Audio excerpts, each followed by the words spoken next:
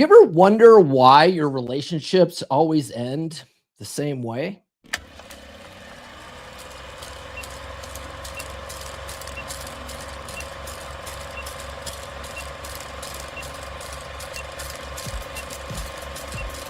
We're going live, baby. We'll do it live. You're listening to the premier podcast for men who want to not only be better with women, but want to be better men in general. This is the Come On Man podcast. And here's your host, Paul Bauer. Paul Bauer. He is a certified master life coach and NLP practitioner. It's true. It's hump day again, guys, and it's Freedom Week here in America. Can I get a hell yeah in the comments for that? If you guys are new to the channel, my name is Paul Bauer, and I help men level up and get better with women. And the funny thing about doing that is it tends to make us better men in all areas of our lives. Does this sound familiar?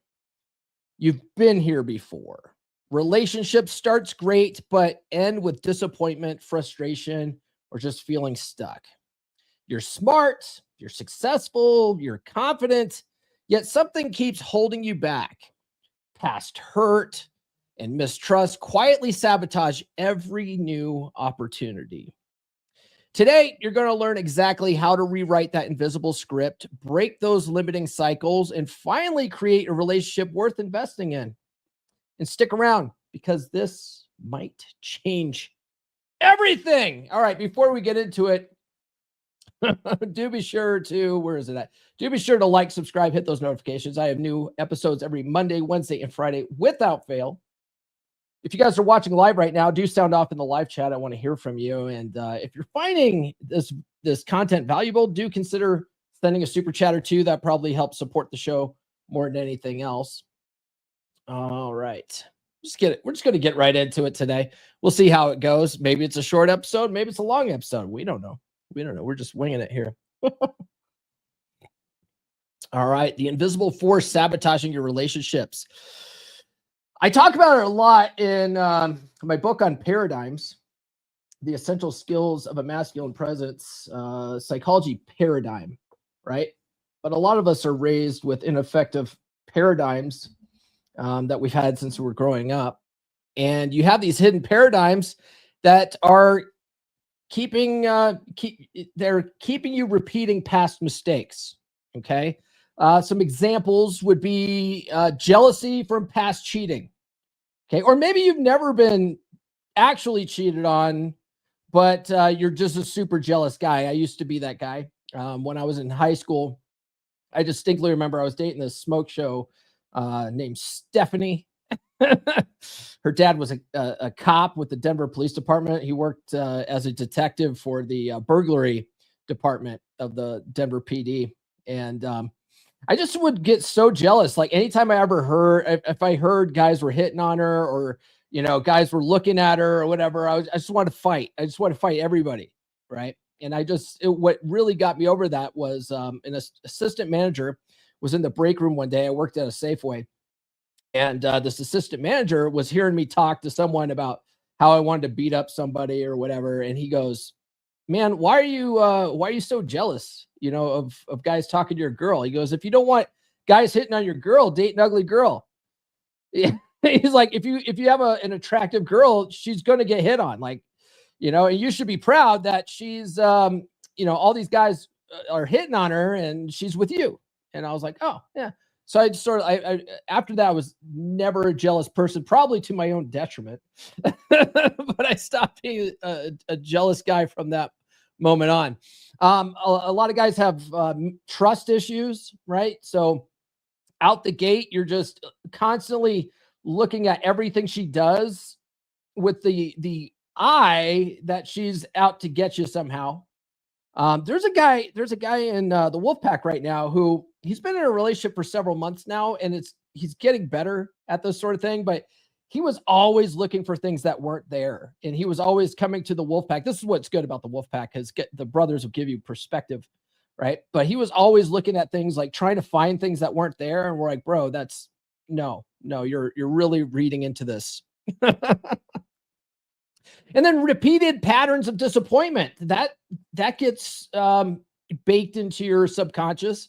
And so you're just automatically just assuming you're gonna be disappointed and fail, and someone's gonna betray you, right? And so you're gonna look for it. You're gonna look for it everywhere you go. Okay. Your beliefs, your negative beliefs about women, stuff, or about yourself too, right? Like all women are cheaters, or I'm never good enough for these women, or love doesn't last. You know, who one of my Rule Zero panelist brothers, Nuke, he talks about this a lot. He says humans were never meant for long-term monogamous relationships, you know, and there's a lot of argument to be said for that. But he's like, we're designed for a bunch of sort of like, you know, lengthy relationships over our lifetime. that's his theory, and it kind of seems like that does kind of make sense, right? I'm not saying he's necessarily wrong, but it's almost like if you set out with that mindset of, well, this isn't going to last anyway, or, you know, she's not yours, it's just your turn, right? That kind of stuff quietly influences your actions and reactions when you get into a relationship. I used to always look at the idea of she's not yours, it's just your turn, like an excellent coping mechanism during a breakup, right? It's an excellent coping thing to say, well, she wasn't mine, it was just my turn anyway. Okay. But I always believed that going into that relationship with that mindset was setting yourself up for failure. And it can be if you look at it purely like this relationship's definitely going to end, you know, someday, right? But you don't realize that your turn, right? She's not yours, it's just your turn. Your turn could last the rest of her life or the rest of your life. It could. You ever think about that? Now I prefer to look at it as an excellent way to stay lovingly detached in a relationship so that you can keep your head on a swivel. So there's healthy ways to reframe some of these manosphere talking points, right? But the thing is, if you're looking at it with the most negative idea possible, it ends up becoming a self-fulfilling prophecy. Because your actions, right? Your programming is going to impact your actions and your reactions to things in the relationship that are probably, if you're in a negative mindset about this stuff, it's going to impact your relationship in a negative way. You're going to end up like pushing her away, right? The surprising reason why just meeting someone new doesn't. Oh yeah. So a lot of guys in the space, they think, well, if I just meet another girl, like this last girl, she wasn't it. I just need to find a better girl, right? Well, old patterns start to emerge if you don't fix them. Okay. So you'll go into this next relationship, but you're still you, and you still have these ineffective paradigms, and you're going to carry that crap into this next relationship, and you're going to self-sabotage that relationship too. Okay. You'll end up with the same problems with with a different chick. And how many of you guys, drop a 1 in the chat, before you found the red pill space, this was your sort of MO? You would get in a relationship, it wouldn't work out, you would go, it wasn't me, it was her. And then you get to your next relationship and you have the same problems in the next relationship. The guys that are like super bitter and black pilled online, they've had a pattern of failure. And and that's why they're like, all women are like this, because all the relationships end the same. So they're like, oh, well, my sample size of the women that I've dated, it's all ended this way. But they don't realize that they're the common denominator in all those relationships, right? There's a reason why they all acted that way. Okay. And it's not because you have a type where you attract a certain, well, sometimes it is, right? But it's not necessarily that you have a type where you only attract toxic women.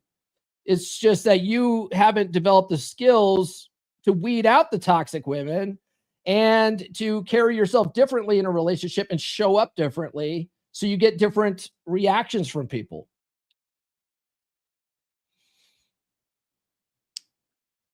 So I'll give you a real life scenario, right? How these negative paradigms play out: self-sabotage, arguments over nothing, withdrawal from with intimacy, all that kind of stuff. After my divorce, and I've told this story on the podcast a few times, but there's always new people, right? But after my divorce, so I was married for 14 years. I was with my ex-wife a total of 15 years. And after that was done, that was my mindset. Oh, she was just not the right person. I picked the wrong one. I overlooked red flags. I'll just, I'll find the next one. And then I went sniper dating. I went out into the dating circuit, sniper dating, going for one girl at a time, wasting an entire year almost. It was about 11 months that I was single, and I was just striking out with women. And I just wasn't having a good time on the dating circuit. And it had a really negative mindset about it all. And then I ended up in my relationship with Red Pill Chick. And the thing is that not long after I got into this relationship with Red Pill Chick, I immediately fell back into husband mode, right? Because I was just trying to get some semblance of normalcy in my life. And up to that point, up for 15 years, I was a husband. And then, God, I think my daughter was like 7 or 8 at the time. So for 7 or 8 years of that, I was also a dad. And so I was really used to being not going out dating and not partying, but just staying home and Netflix and chill every night and rinse, wash, repeat, like never take her out anywhere. And I immediately fell into like husband mode, where I felt like I didn't have to do anything anymore. I didn't have to take her on fun dates anymore, and she would try to actively keep that stuff going. And I just sort of let her, drive the car that way, and how many of you guys do that, where you don't really like dating? You're just doing it so you can get into a relationship. And then once you get into a relationship, that's her job. That's her job to plan dates. That's her job to keep the romance alive. I mean, there is a red pill idea that relationships are the woman's job. Yeah. Like keeping you is the woman's job. Okay. But your job is to be a man worth keeping, and a guy who's just a bump on the log that lets her run the show and lets her set the tone and lead is not a guy that most women want to stick around with. That actually infuriates them, because they don't want that job. They don't want to be the one that's setting the tone and leading. They want you to guide the interaction so they can relax it to their feminine and follow your lead, right? Well, I didn't do that. I just fell back I immediately went to husband mode. I think the only thing that I did that was a net positive was I got in shape and lost all the weight, because when I got divorced, I was 50 pounds overweight.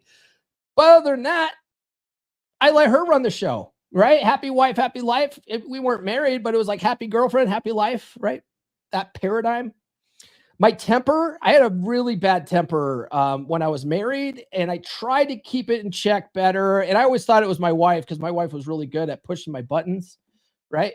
And I had less arguments with Red Pill Chick, but I still had some, I still had a handful of serious arguments with Red Pill Chick, right? And I can remember to this day the moment that relationship ended. Okay. And it wasn't when I finally broke up with her. It was 2 years before that. But it was a part of it was my temper. A part of it was my poor planning. Okay. But her grandmother had died. And we were supposed to go down to Durango for her grandmother's funeral. And she, for work, on the day we were going to drive down there, she worked a half a day, and then I worked remotely from home. So I was like, well, I don't have to take a half a day off. I don't want to use up my PTO. I work remotely from home. As long as my work's done, I can cut out early, is kind of what I was thinking. Well, no, of course not. That's not what happened. Because I didn't put in PTO. Of course, I got sucked into some emergency situation at work. And when she got home at noon, and she was expecting me to be ready and out the door so that we can hit the road and not be late for whatever, I was face down at work, and I couldn't just pull away at that moment. And she was pissed that I didn't take the time off.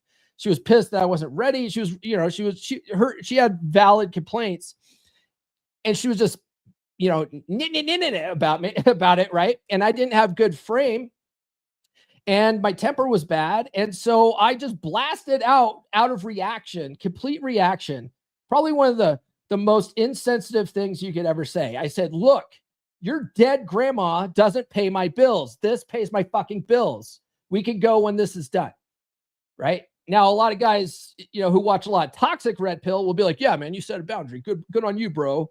Like, there's a good way to set boundaries, and there's a bad way to set boundaries, and that was the bad way. Okay, that was an ineffective solution, and I could see it right there. The switch went off in her head, and it was about 2 years later that she finally was acting so bad that I finally broke up with her. But what she spent the next 2 years doing was lining up her male orbiters because I pushed her away. You see. And it was because of my negative attitude, and I, you know what I mean? So after that relationship ended, and then I was back on the dating circuit again, like that's really where the self-reflection came. It was really where I realized, man, I'm doing something wrong here. There's something I'm not doing right in the relationship, or in relationship with women.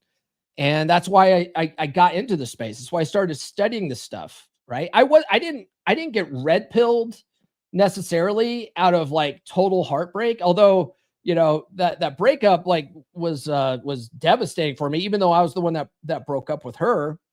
But it wasn't that I was like, oh, she cheated on me and da da da da da. I didn't find out that for a year later. It wasn't until after I had my epiphany that I was the common denominator that I found out that, yeah, she I'm 99.99% sure she cheated on me at the end, right? But it wasn't that caused me to go down this rabbit hole that we call red pill. It was the realization that all my past patterns cause my relationships to fail, right? So your subconscious beliefs, they create predictable results in relationships. And then you have this cycle of repeated heartbreak, right? So your paradigms, what they are, if you've never heard the term paradigm before, but they're basically, to oversimplify it, they're nothing more than a series of stored habits in our subconscious mind. They're basically programs that just run on autopilot, right? And if you don't work on them, you'll always default to them. You'll always default back to your paradigms, okay? And even if you work on them, you can work on it for a while and you might start seeing good results. And then when you stop, you'll eventually fall back on the old programming, okay? The work never stops. We just had yesterday a Wolfpack brother come back to the pack. This is his third time in the pack. Okay, he's joined the pack, stayed for a couple months, and then left. Thought he was good. Got it back in the pack earlier this year. Got his feet back on the ground after dealing with a long-distance relationship that wasn't going anywhere. He started getting back on the dating circuit, quit again, thought he had everything down. Rejoined yesterday because he's having problems, right? So it's like, when he came back yesterday, he's like, yeah, I thought I was good. So I left the group, right? And that's the thing. And the thing was that I even know him. I know this guy from the original 3% Man group. He was in the original 3% Man group with me, right? So it's like I've seen this pattern over and over again since I've been in the space. Guys who do the work just long enough to start seeing some results, then they stop doing the work. They fall back on old programming, and then they have the same results again. Okay. The work never stops. The work never stops. Okay. All right. While you're marinating on that, guys, do follow me on social media. The links are in the description. I'm on all the good platforms. I've been having this up the whole time. If you are in a breakup right now and you know you need to move on, but you can't stop thinking about your ex and you're like, man, maybe I should get her back, grab my free ebook. Fine. Here's how you get her back. Okay. The top link in the description. It'll show you a proven technique to get her back, but I'll also explain why that's a terrible idea. It's a terrible idea, but some of you guys, you can lead a horse to water, but you can't make them drink, right? So, okay, well, you got to learn for yourself. So here's how you do it. All right. Grab that free ebook. And then when you're done with that and you're finally ready to move on, grab the full book. Forget That Bitch. You can get that on Amazon or Audible. Go to books.comeonmanpod.com to grab that. It's available in Kindle. So if you have Kindle Unlimited, you can read it for free with Kindle Unlimited. If you have an Audible subscription, you can listen to it for free with Audible. Or you can grab it in paperback or hardcover. Okay. I still haven't made a commercial for that, so we'll just move on. One of these days, I'll be not busy enough that I can sit down and edit together a commercial for Forget That Bitch. Yeah, we're past the 8-minute mark. All right. Let's talk about how you're quietly eroding attraction.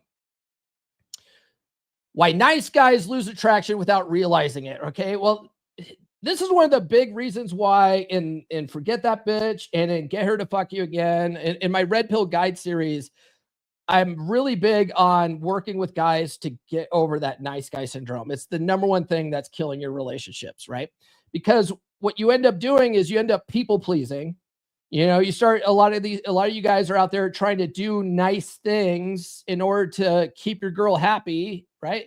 Happy wife, happy life paradigm.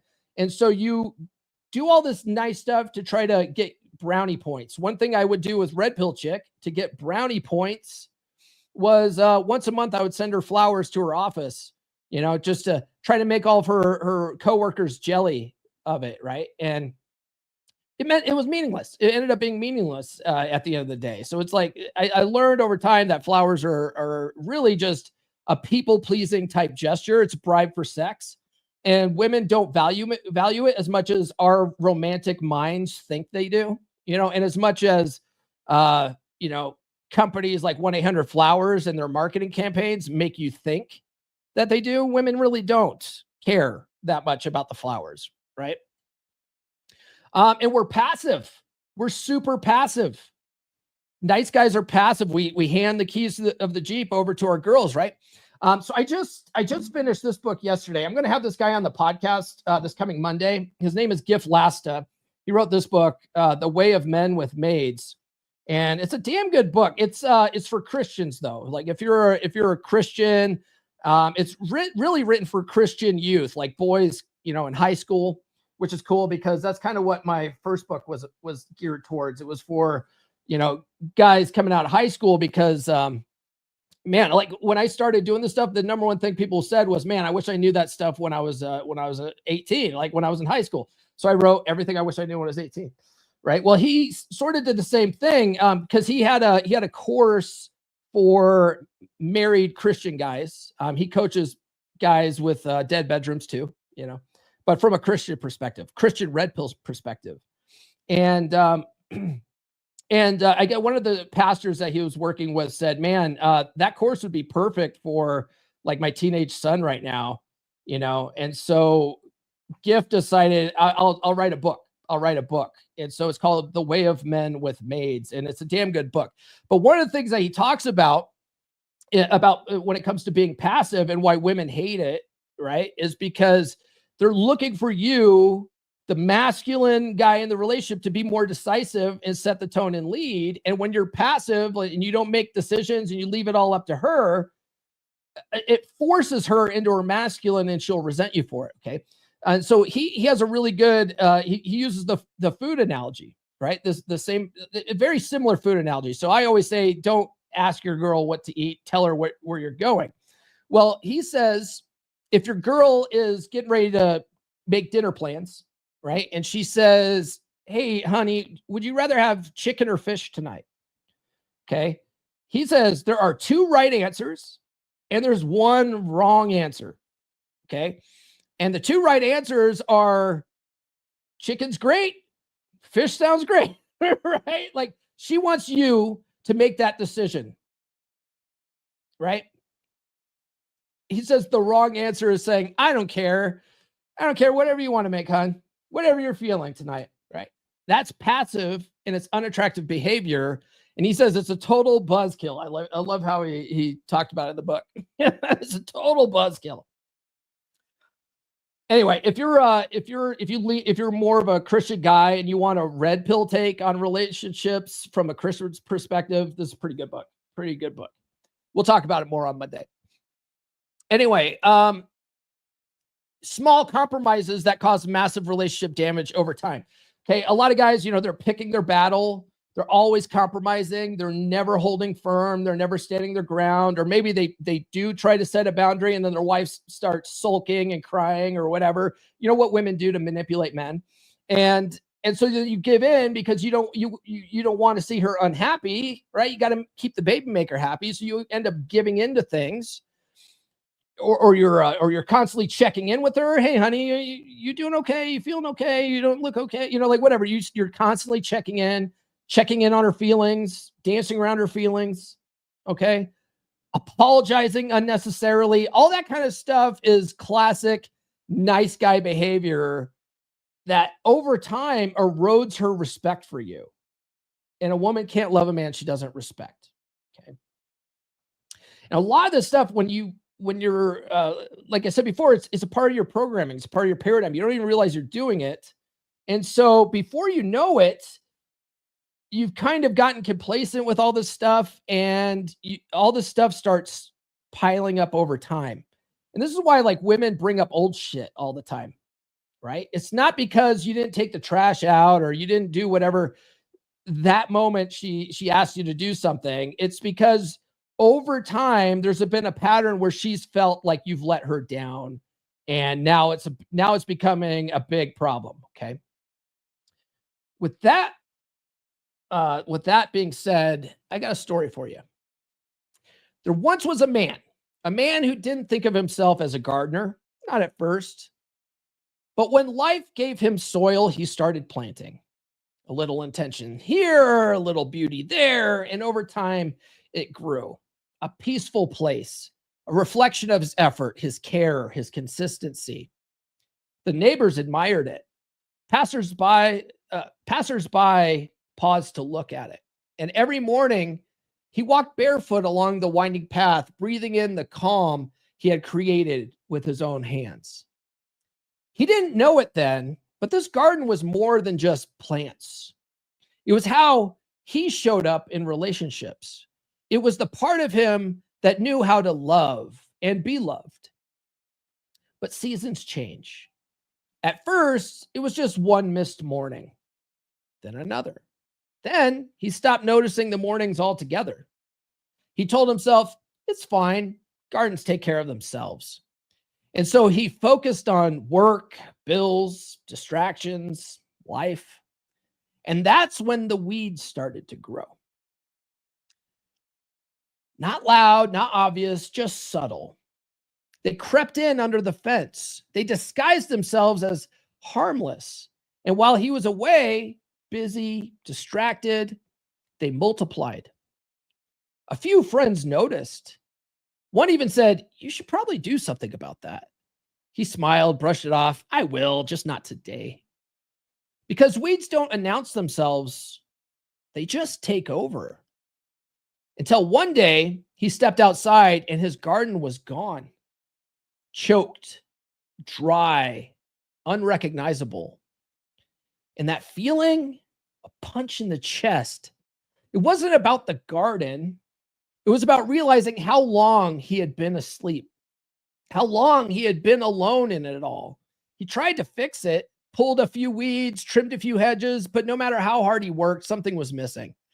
And then he met a few other men who had let their own gardens rot, men who knew the pain of watching something beautiful die slowly, men who had clawed their way back, who had learned not just how to plant again, but how to protect. They didn't judge. They just handed him the tools and said, start here. And that's when everything changed, because no man, no matter how strong, was meant to tend the garden alone.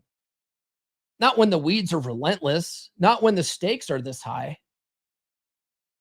You don't have to say anything out loud, but something in you knows. You've let the weeds grow too long, and you've been trying to fix it alone. So maybe, just maybe, it's time to walk a different path. with different men who already know the way. Because the truth is, weeds grow by default. Gardens grow by design.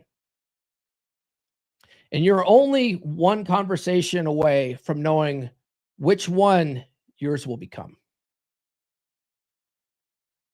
While you're thinking about that, actions always speak louder than words. Oftentimes, verbal discussions about boundaries can undermine your strength, right? You've got to not always be talking about it. You have to be about it, right? If you give a boundary to someone and you do nothing about it when it's crossed, you just look like a whiny, crying baby, right? When you give a woman an ultimatum, right? An ultimatum, they don't respect you, right? You give them an ultimatum and then you don't follow through on it. They don't respect you. And why should they? Why should they, right? And the funny thing is the power, or nonverbal action actually tends to maintain attraction, right? Calmly removing yourself from disrespectful situations instead of arguing. Okay. There's no point in arguing with women, right? Now, one thing that in the workshop Saturday that you guys probably missed, one of the things I talk about is, how to communicate effectively. But the thing is, if you're trying to communicate effectively and your wife's just being an insufferable bitch, there's nothing to talk about. There's nothing to talk about. Okay. Now you need to remove your time and attention. Okay.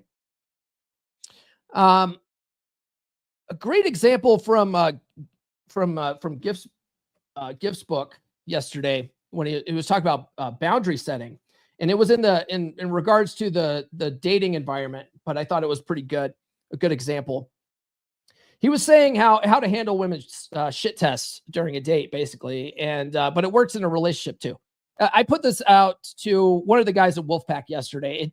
Game's the game, right? Game's the game. It doesn't change. It doesn't matter if you've been with a girl for 5 months, 5 years, 5 decades. Okay, game's game, right? But so a lot of the stuff that whenever we talk about dating and dating, tactics and tricks and whatever, a lot of that can and should be carried over into your long-term relationship. It should be. Okay, game's game. But this is a good example of a way to set a boundary. So he was talking about handling shit tests, and then he said, like, look, if a woman really does cross the line and she's just being an epic bitch, he was saying a good way to handle that is with calm leadership and still using basically 2 steps forward, 1 step back. He was calling it, coquetting, right? But basically, you give her the choice and then you step back and allow her to follow your lead, right? So he was saying if she crosses the line, a good way to handle that is to say, I don't like the way this conversation is going. Shall we end the date here, or are you ready to change your tone? Right? Or are you ready to change the tone? I think is what he said. Right? Shall we end the date here, or are you ready to change the tone? So basically, you're giving her the choice, but you have to be willing and ready to end that date right there. Okay. So the same thing goes with your wife. If she's being an epic bitch, that would be a great way of handling it. Right? You know what? I don't need this. I can head to the gym. Do you want to continue this conversation, or do you want to change the tone? Right? Like, that would be a great way to handle that. I thought that was good. But you have to not be afraid to walk. Okay. The strongest negotiating position is being willing to walk away and mean it. Women, they tend to subconsciously test our resolves, right? And when we fail these tests, it kills attraction. And why does it kill attraction? Because it causes them to lose respect, causes them to start thinking about how, man, if I'm able to rattle this guy, what's it going to be like when life really throws something at you, right? It's all the same. We call these shit tests, frame checks, fitness tests, frame tests. They're all the fucking same. Okay. She wants to know that she can't rattle you. And if little old her can rattle you, how are you going to act when life really throws shit your way? That's really what it comes down to. It's not that women are trying to be shitty. They're testing to see if you have your shit together. Speaking of when life throws shit at you, Brother David is joining me this Saturday for the Wolfpack monthly pod class. We are doing monthly private live streams for the group, the Wolfpack, and their pod classes, right? We're not there just giving a standard podcast. We're actually there to go in depth and actually teach something. So these guys are getting massive value in this group. It's only $10 a month. So let me ask you, man, when are you going to run with the Wolves, brother? Bear club? Not anymore.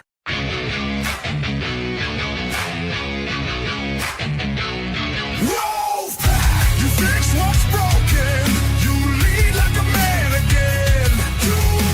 No pity, no therapy. Just fire, just flame.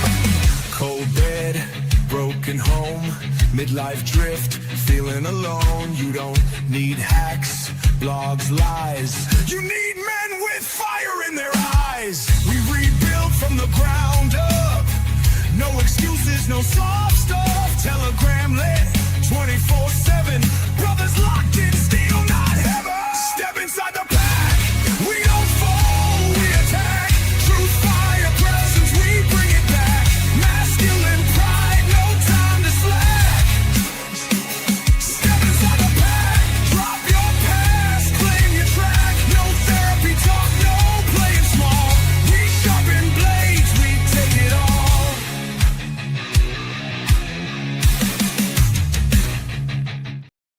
All right. Yeah. So get in the pack, guys. Drop a 2 sweet in the chat there. And then show up for the pod class this Saturday at 11 a.m. Eastern time. It's good. So Brother David, if you guys didn't know, he survived kidney failure, and he's a transplant survivor, and he's cured himself of type 2 diabetes. He's one of our total success stories in Wolfpack. Well, anyway, he's joining me because another guy joined several months ago, and he got a really negative medical diagnosis. And so David knows what that's like, what it's like when you get basically you're handed a death sentence, and what that could do on your mind, and like how to handle that sort of thing. So that's the kind of stuff we're going to be talking about Saturday. I mean, even if you're not having a medical issue right now, and you're like, life's just throwing like all sorts of crap your way, and you don't know how to handle it, like all this kind of stuff will be good to know. So get in the Wolfpack now. If you guys want to work with me directly, you can just book a call by going to call.fixdeadbedrooms.com. All right. Let's talk about reprogramming your paradigms for lasting success. So if you guys didn't know, this is basically a lot of the concepts from chapter 10 of Forget That Bitch, which is all about doing it right this time. Okay. So if you guys didn't know what I'm doing with this series, this book is you're in a current relationship and it's going downhill and you want to turn things around. Okay. So with this book, you are more likely to turn things around and actually fix things. But sometimes you realize that it really isn't the best relationship for you, and you'll be happier if you do move on, and your current girl's actually just weighing you down, and you just have one-itis and you just can't see it. Right. So you either fix things in this book, or you end up, on the dating circuit again. So that's where this book comes in, right? You, for whatever reason, you're back on the dating circuit. Your last relationship didn't end well, and now you need to move on. So this book doesn't just teach you how to move on. It teaches you how to reprogram yourself so you never have these problems again, right? Because you'll find that if you don't fix your paradigms around relationships, you're going to have the same problem. So that's what this book's for. And then that's what this book's for, right? And so the third book in the series, which I'm shooting for a December release, is going to be called Keep Your Bitch, right? And it's going to be a red pill guide to relationships. And so it's a which way series, right? You either turn things around your relationship and you fix things and you're going to stay with her, and now you need to keep that going in the long term, you're going to need the third book. You got this book because you need to move on from relationships and you need to do it right this time. So you end up in a healthy relationship at the end of this book. Spoiler alert. And so then you need the third book to maintain that new relationship, right? It's a which way series. Anyway. So that's what we're working on. We're working on that in this book. So we're going to reprogram these so that this never happens to us again. And we've actually, found a better potential contender, right? But how do you even identify these hidden negative paradigms? How do you even know what to fix, right? You don't know what you don't know. As far as you know, you've been doing everything right because you've been doing everything according to the blue pill playbook, right? Well, a good way to do this is through journaling exercises and just reflection on your past, right? So you might want to sit down and write down recurring problems in past relationships and identify the common denominator. Okay. Now, one of my big problems in past relationships, I talk about it all the time, was that I was passive. I had anger issues. I didn't know how to handle shit tests very well. Right? I did not set the tone and lead my relationships. Okay. And these were just patterns that I just looking back on the past going, man, what could I have done better?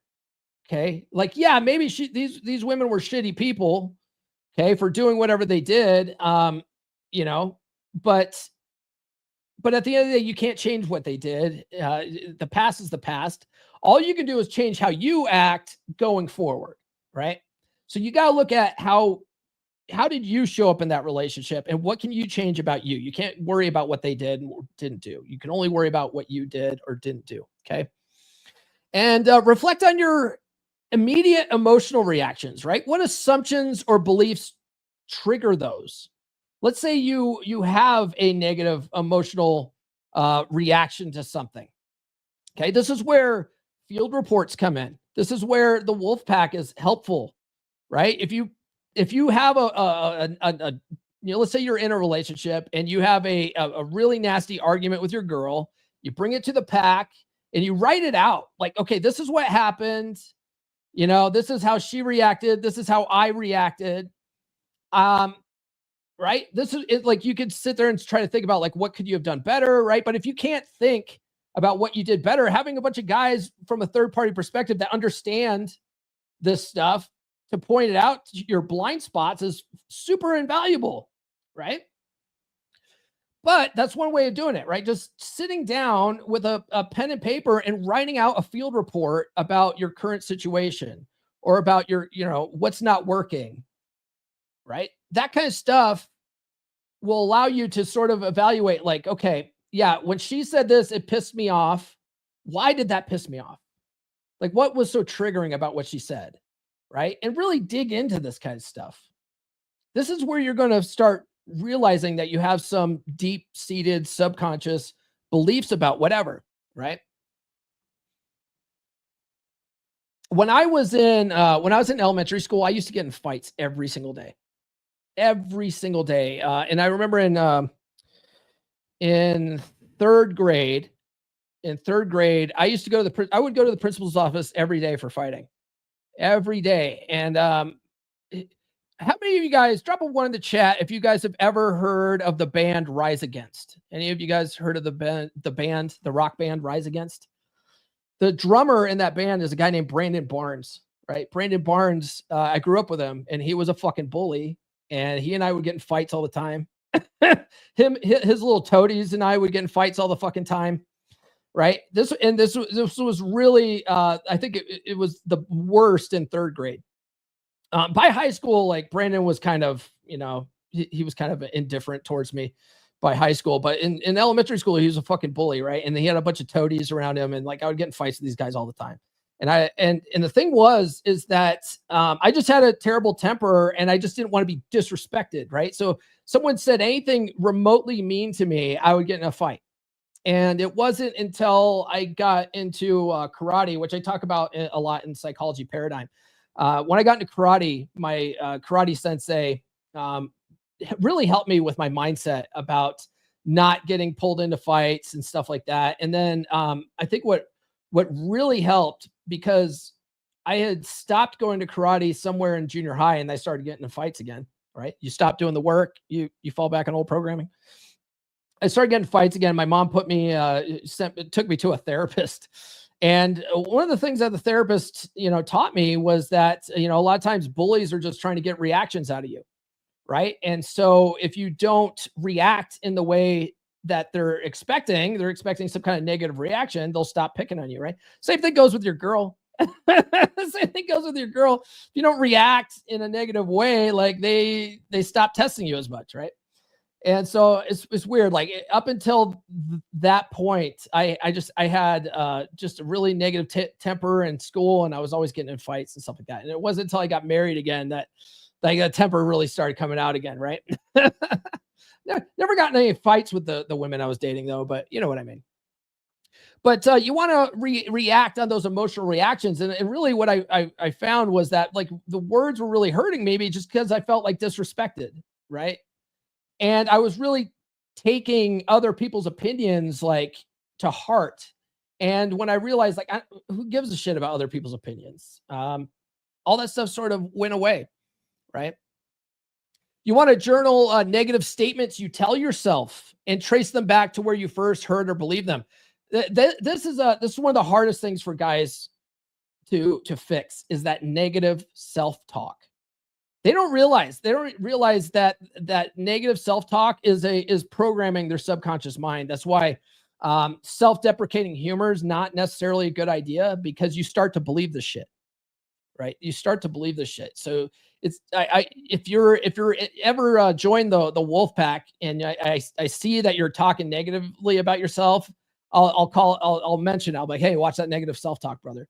And we usually, when I tell guys that, like, hey, watch that negative self-talk, they're like, it's not negative self-talk, it's the truth, man. No, it's not. It's not the truth.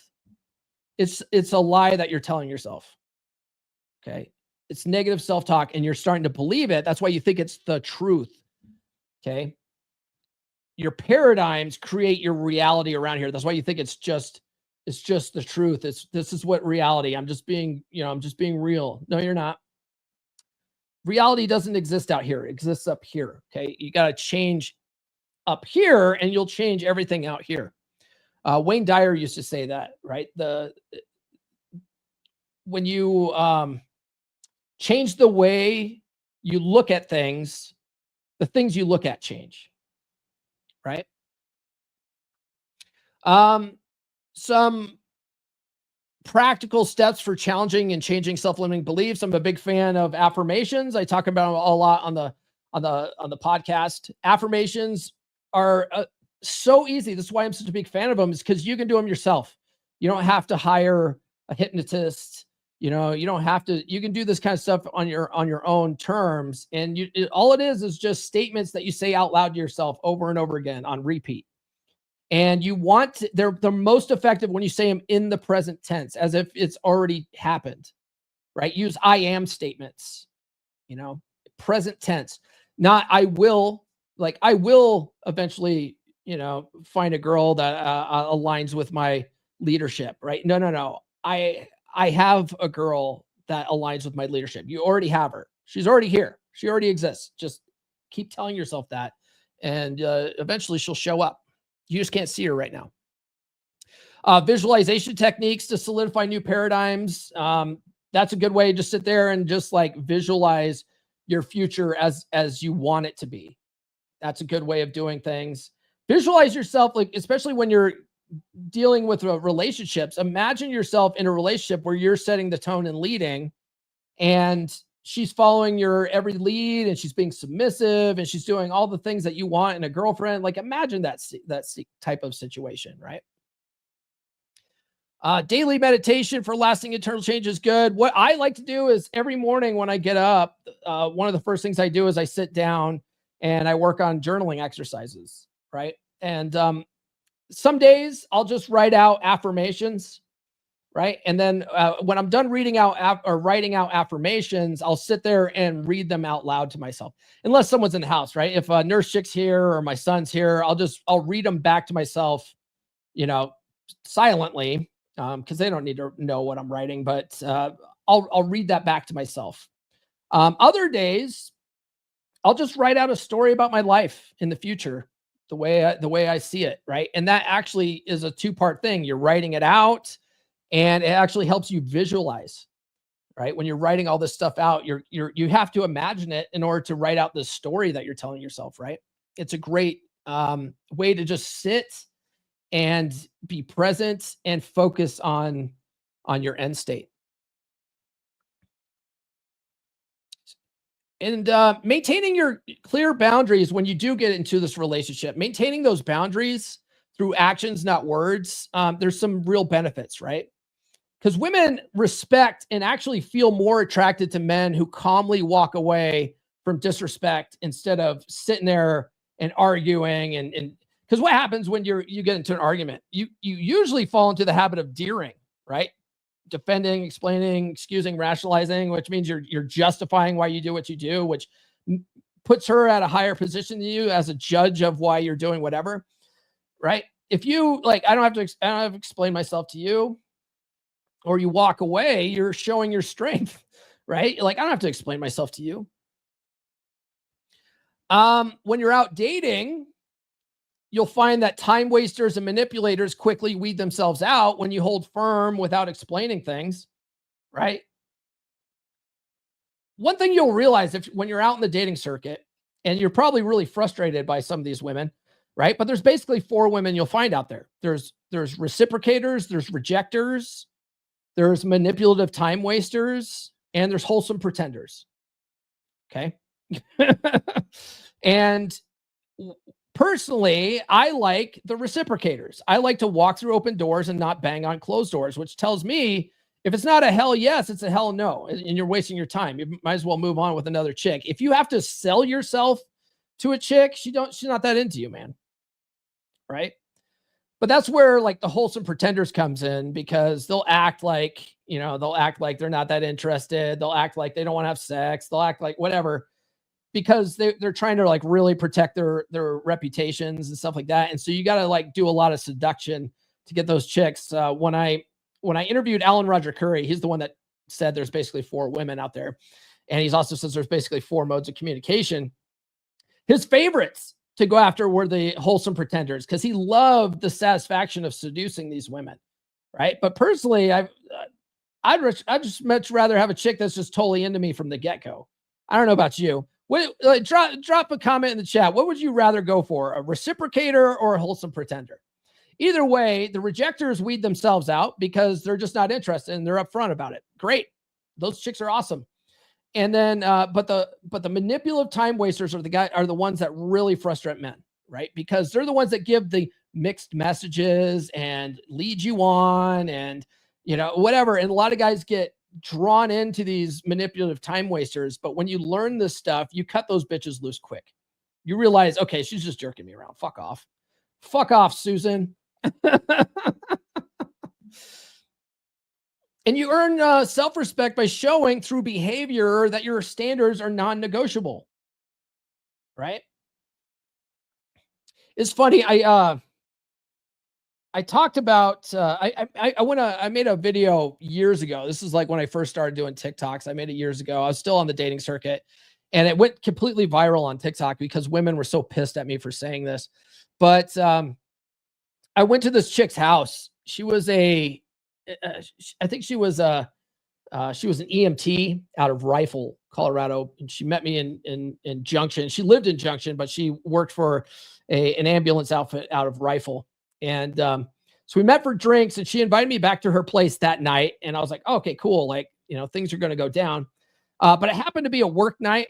And so, and I had my kids that week, but my kids were a little bit older at the time. So my daughter was, at home watching my son while I was out, trying to slay poon. And so I'm out on this date, and this chick invites me back to her house. Well, I didn't want to be out all night. I couldn't spend the night at her house. I had to get home. I had kids at home. I had, I had work the next day. Like, I can't be out all night. Right. But, so I go back to this chick's house. We end up making out and stuff on the couch, and I'm trying to Kino escalate. and she's just putting up a lot of last minute resistance. And so I did, sort of 2 steps forward, 1 step back. But when she put up resistance the second time, I was just like, okay, cool. Well, you know what? Actually, it's like, it's late. It's after midnight. I got to get home. I got to work tomorrow. And so I left, and she was like pissed that I like got out of there so quick, I guess. And then I didn't text her back the next morning, right? Because we don't do that. We, you go home and then you wait until 6 p.m. the next day to reach out to say, I had a good time, because that creates that healthy anticipation and tension, right? And so anyway, she couldn't wait. She couldn't wait until I didn't text her back when I got home. So she texted me at noon, pissed at me, right? And then I fell in the habit of deering. I didn't realize, but I was trying to explain myself.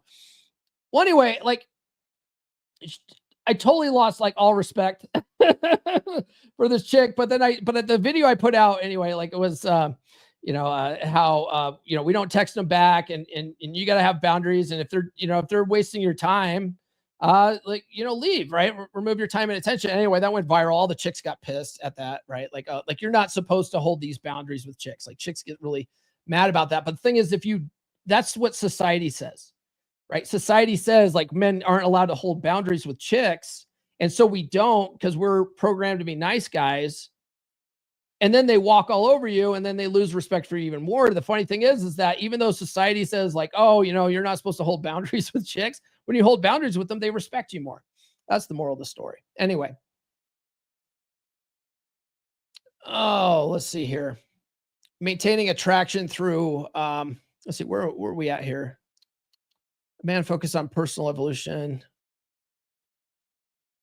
Oh, yeah. And the last chapter also talks about the importance of personal growth, right? How your self-improvement inspires and motivates others, especially the women in your life. Okay. When you level up physically, emotionally, and financially, the women in your life, a lot of times they feel challenged to grow alongside you.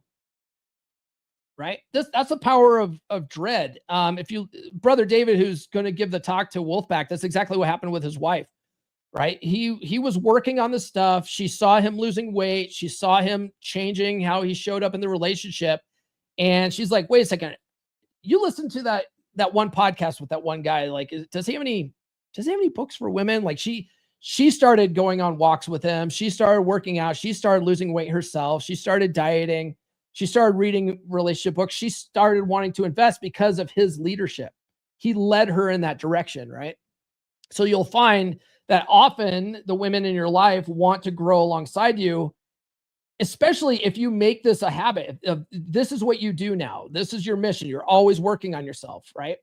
I've never stopped. I've always, I still read my Holy Trinity of dating books at least once a year, right? I've written my own books. I still read new books. I still work out. I haven't been able to run in 3 months because of my knee problems. But I had surgery on that. I should be able to get back to running here probably by the end of the month. I'm excited about that.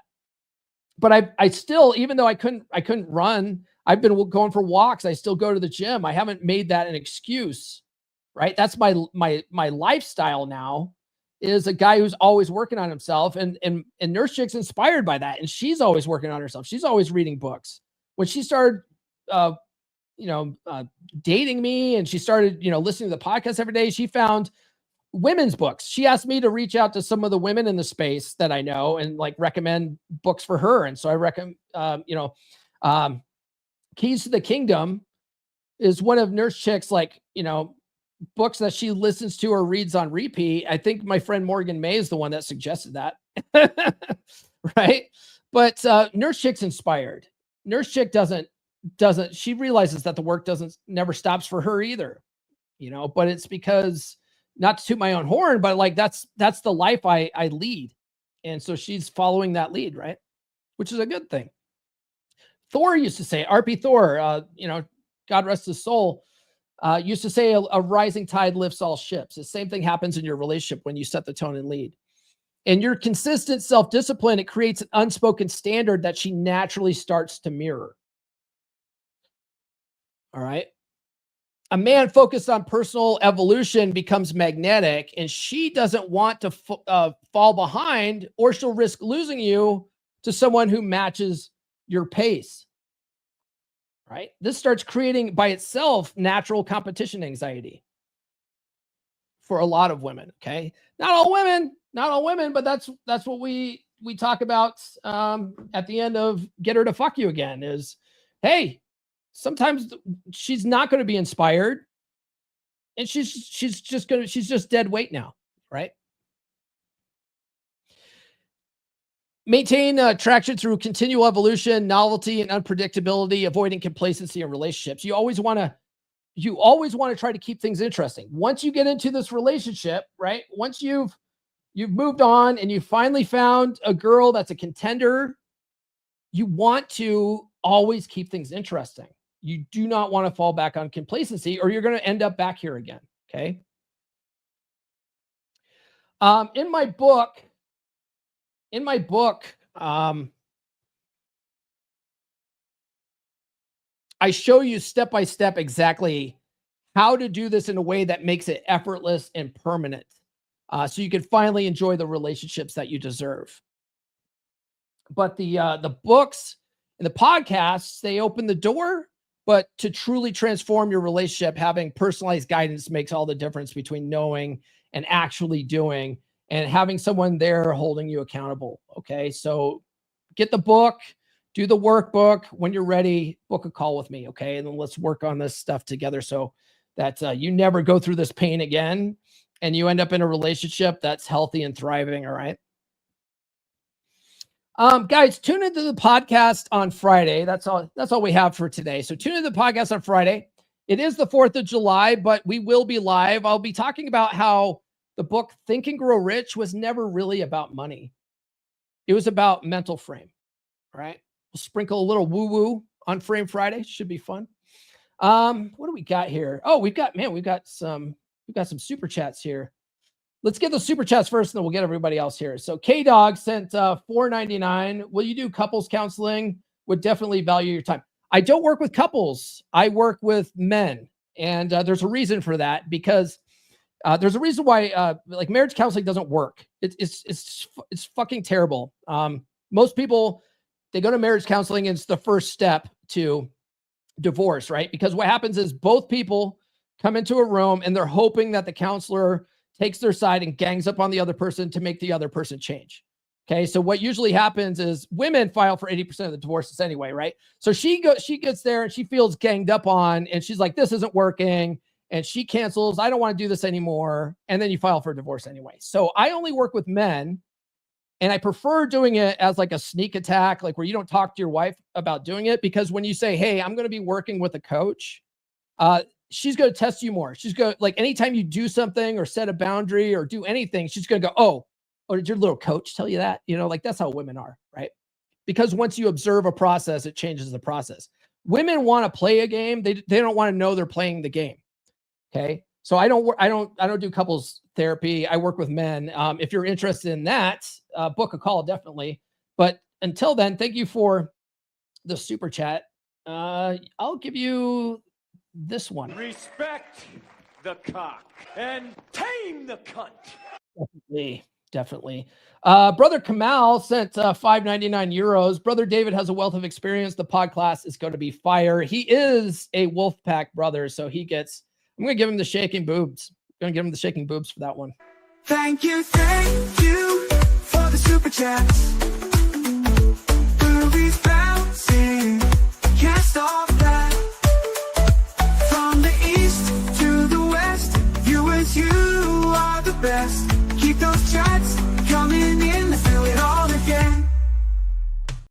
again. Bless their heart. And then Dar Fitness here, $5 super chat. He's also a Wolfpack brother, so I'm going to give him the shaking booty video. Super chat, we see you there. Shake it, dance without a care. Send it love from everywhere. Groovy beats we all can share. Your support is so divine. Moving closer to the line. Thank you, you're the best.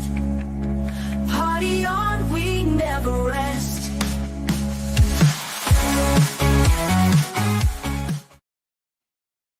Oh, okay. Anyway. Let's see here. Kamal says, that was me. I thought it was just destiny. I hadn't found the one yet. Yeah, that's what everyone said. Oh, I guess she just wasn't the one, you know. Or the thing is, like, when they get dumped, then they're like, she was my soulmate. Goosebumps the song gives me is over 9,000. Yeah, dude, the Wolfpack song is awesome. The beat is anyway. The lyrics, I don't know. Let's see here. Let's see. Whose idea is it to put your own picture on the cover of books? Well, there's some psychology behind that, Erkin. It's a lot of people prefer to buy things from people, right? So it's like they have to, if they see your face, it builds a little more trust there. There's some psychology behind all that. I'm not a booty or booby guy. I'm both. Why choose? So you don't have to give me either. Don't demonetize yourself. No. I'm happy to do it. Happy to do it. Let's see here. Y'all discussed the Diddy verdict. No, I don't even know what happened. What happened with Diddy? What's the Diddy verdict? Did they actually arrest him? I thought he was like, on the lam in other countries or something.